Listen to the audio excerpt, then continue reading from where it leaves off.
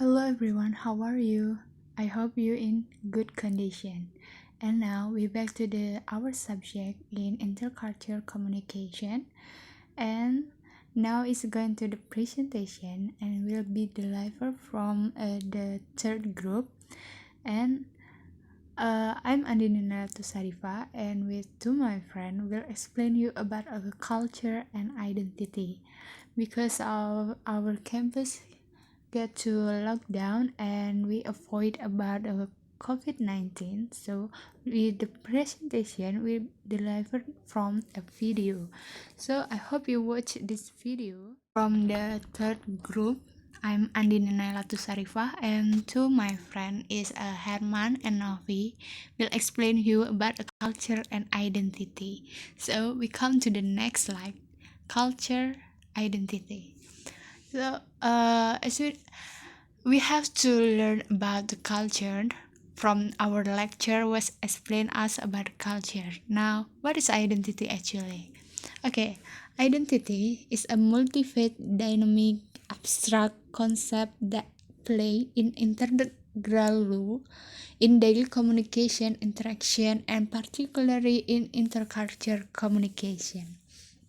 So, from this statement will support by the statement from Titomye, which said that identity is to be the reflective self-conception or self-image that we have derived from our family, gender, cultural, ethnic, and individual socialization process.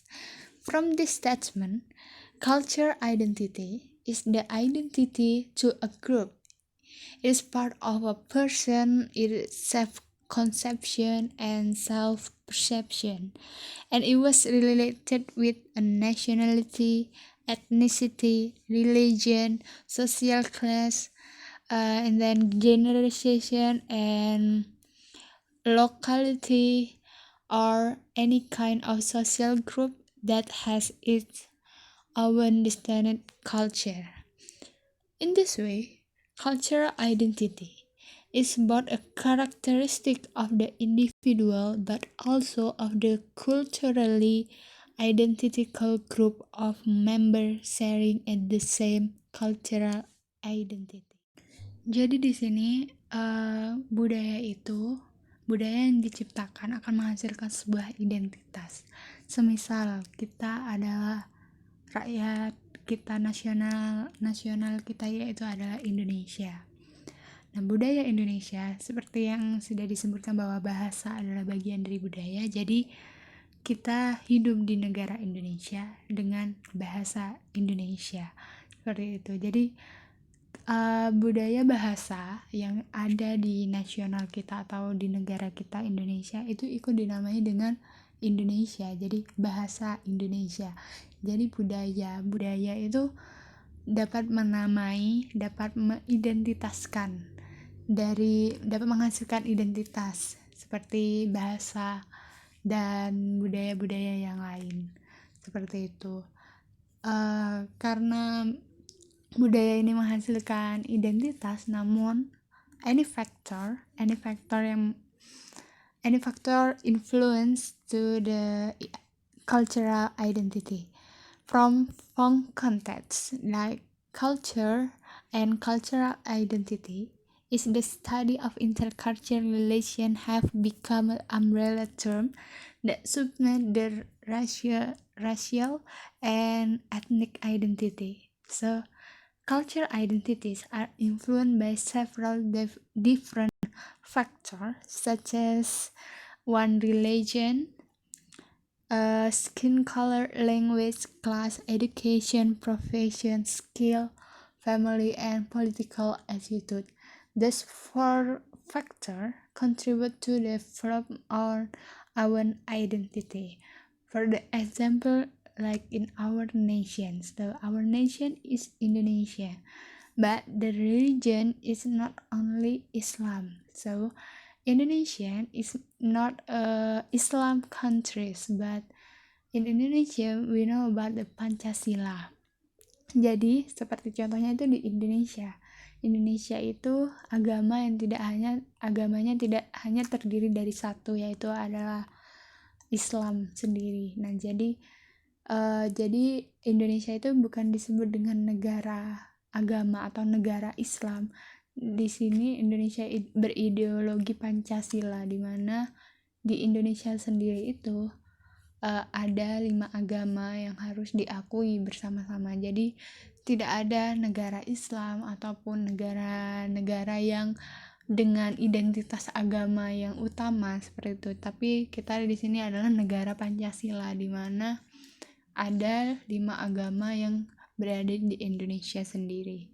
Seperti hal itu, jadi influence, jadi dipengaruhi identitas, kita menamai identitas suatu budaya itu dipengaruhi seperti aspek-aspek yang sudah saya sebutkan dia. And the cultural identity is defined in the two, is there a personality identity and a social identity.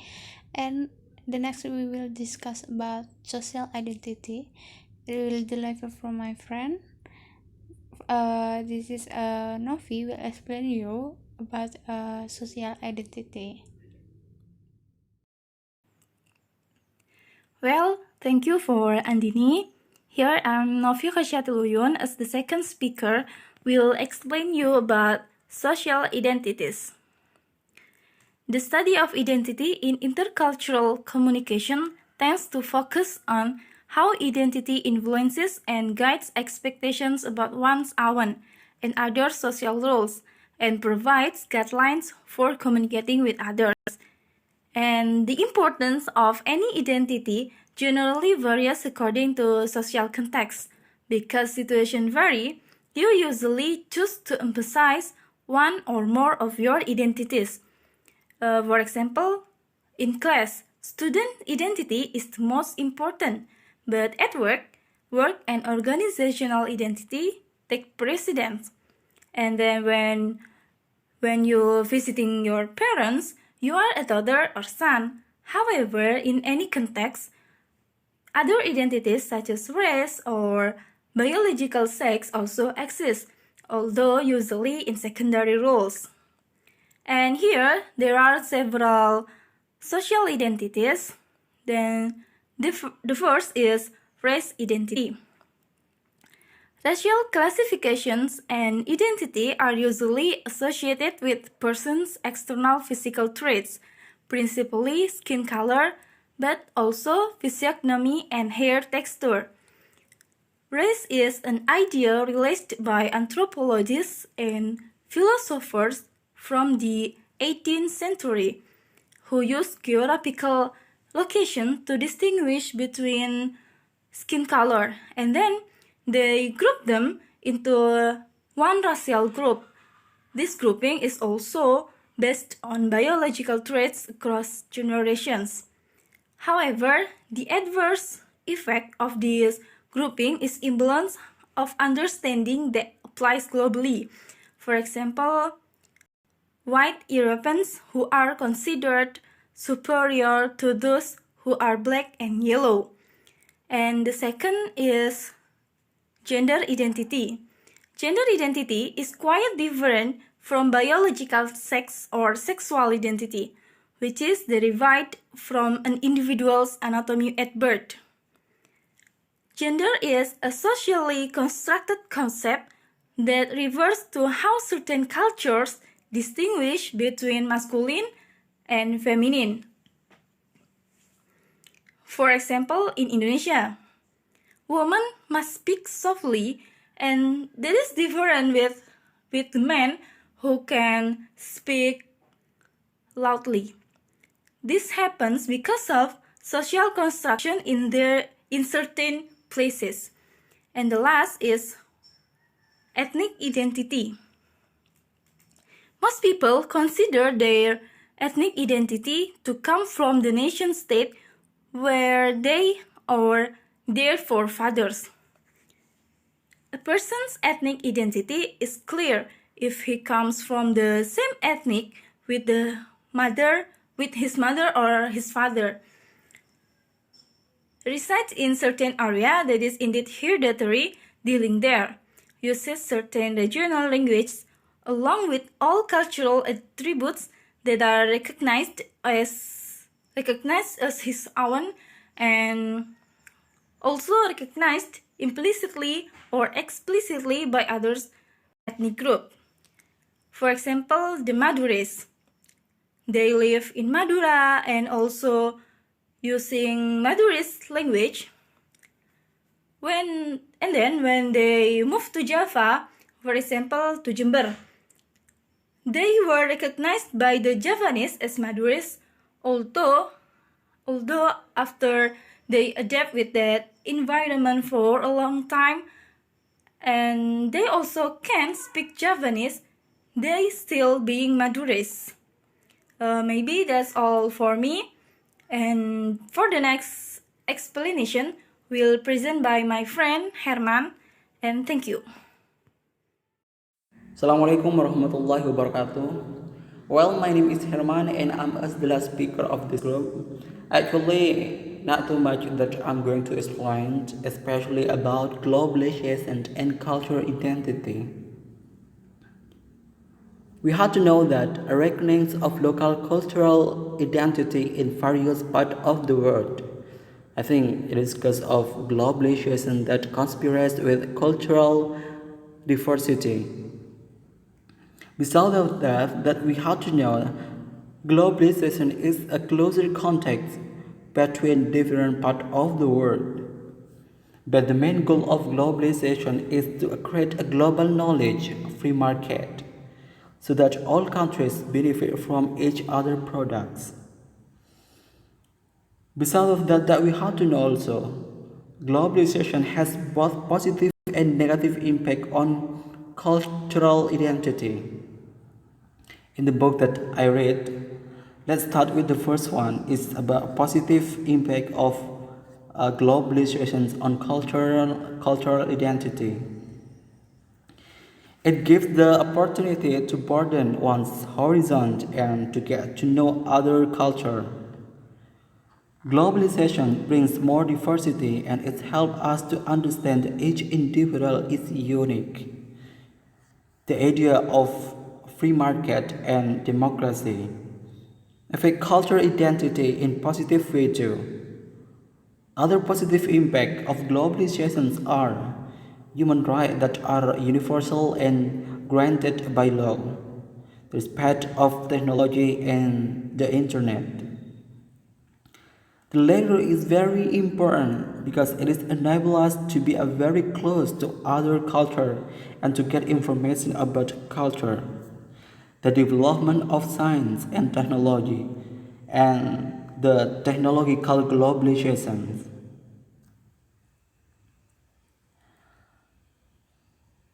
In the book that I read, John's note, cultural identity become blurry in the midst of cultural integrations, cultural interactions, interactional marriage, and the mutual adaptation process. The negative impact of globalization on cultural identity because of culture has almost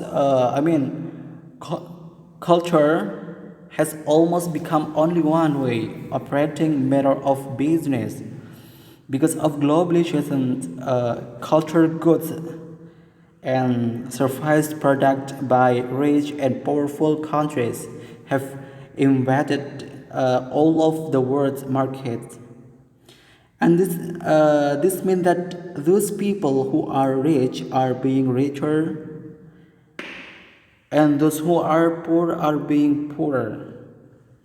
And another negative impact is the movement of people and culture to other countries, and this affect cultural identity because the citizen of the particular country.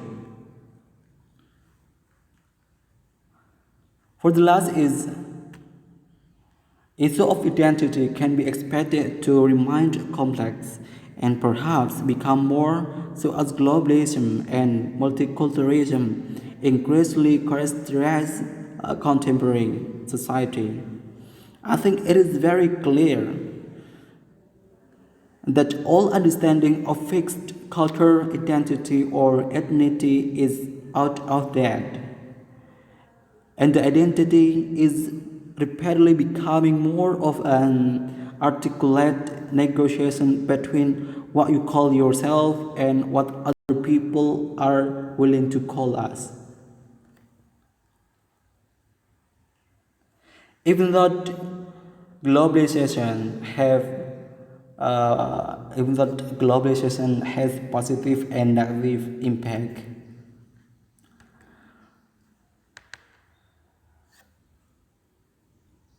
at the end we should thank about globalization because of it help us to live comfortable life and help us to strengthen our skill. So that's why we have to say thanks because of globalization, even though I think everything it will have positive and negative impact. We can take what we think it is better for us, especially about the culture identity. Maybe that's all for me, and the last I say Assalamualaikum warahmatullahi wabarakatuh.